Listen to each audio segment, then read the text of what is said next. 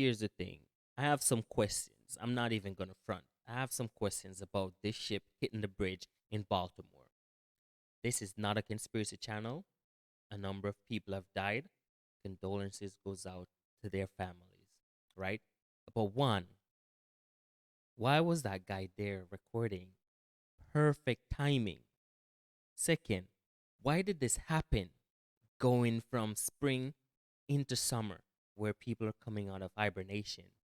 You know, we all know inflation is going down because people are not spending money. Cars are sitting on the lot and they need to clear inventory, right? Why now? But what we learned is that the ship had a total blackout.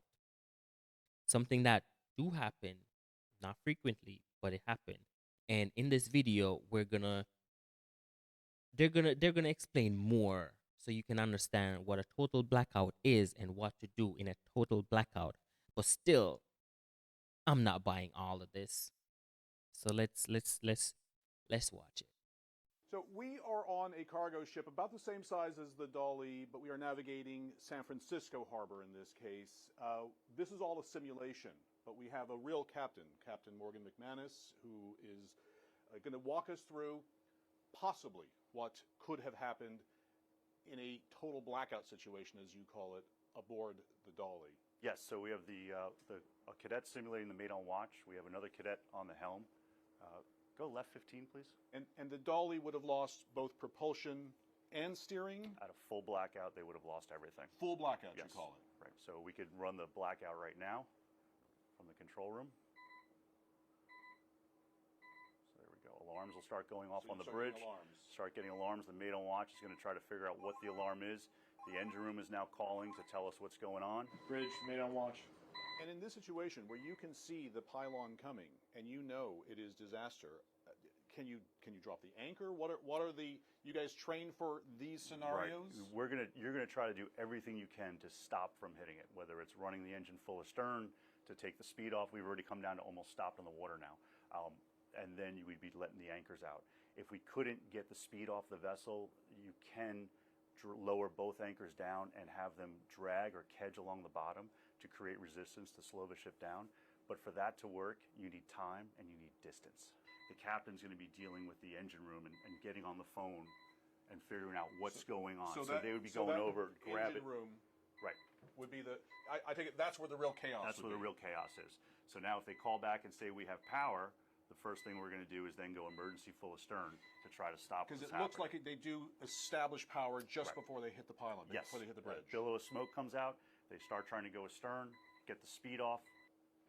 This must have been high anxiety at this point on the bridge trying to deal with this. Oh, and incredibly stressful. Watching that first video clip, when I saw the total power go out on the ship, I knew there was a major problem going on. So one other thing we wanted to show you was what it would look like at night. We shot the simulation during the day so we could see everything, but this is much more what it would have looked like for the Dolly in Baltimore Harbor. It complicates things at night, I take it. It does. You have you need the bridge dark so you can see the lights outside, but you also have ambient light from the skyline or the terminal coming in. It also, in darkness, you lose some depth perception, which makes it a little challenging to actually judge your distances as well. So it complicates moving around the bridge at night. And this is, you teach at State University, New York, Maritime College. I take it what happened in Baltimore Harbor will be studied for decades. It will. It'll become one of those tragic accidents that we take lessons learned from and then we apply them to what we're teaching the students of what to do in an emergency on the bridge of a ship. Yo, you saw that? Again, not a conspiracy channel. I'm not saying that this wasn't an accident, but one can't help but to think. And I have a question. Was that bridge was that ship supposed to go under the bridge? Because that ship looks pretty big. I don't know how Baltimore Port works, but if someone watching this knows, comment below that yo, the ships actually go under, right?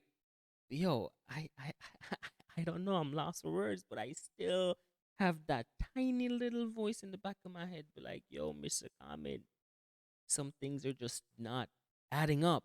But we're gonna watch some more, and we're gonna learn how it affects the jobs, and not only that, that this ship itself had some casualties. This ship has some casualty. This ship is like the movie Ghost Ship, yo. Yo, just watch, just watch. There have been 3 deadly incidents recorded aboard ships managed by the Dali's operator, Synergy Maritime, in the last 6 years. An accident with a ship elevator killed a crew member in Australia in 2018. In 2019, an officer went missing after having likely fallen overboard in Singapore. And last year, a collision between a Synergy Maritime tanker and a dredging ship killed at least 1 sailor. Meanwhile, in June of 2023, Chilean authorities briefly held the Dali, reporting a deficiency for unreadable pressure gauges related to propulsion and auxiliary machinery. This is what you want. You want, inspectors to go on board and find issues. And are they corrected? Now, the bigger issue here is going to be, did this ship have certain violations that were causing it to, indicate a kind of a habitual problem? Global supply chains rely on these enormous ships to move goods around the world. The Baltimore Bridge disaster may force some to reconsider the size of these ships and the potential damage they can do when things go wrong. Ivan Watson, CNN, in the Port of Hong Kong. The Port of Baltimore is one of the biggest economic engines for the state. The impact alone is $191 million a day when that shipping channel is closed. 15,000 jobs depend directly on the Port of Baltimore, with more than 100,000 other jobs linked to it. Scott Cowan represents a couple thousand of those workers. So this being blocked is, would you say it's worst case scenario? Oh, it's catastrophic for us. The port handles billions of dollars worth of foreign cargo each year. That includes more cars and trucks than any other U.S. port. It also manages heavy farm machinery, imported sugar, and coal exports. The extent of the impact hinges on how long the channel is closed.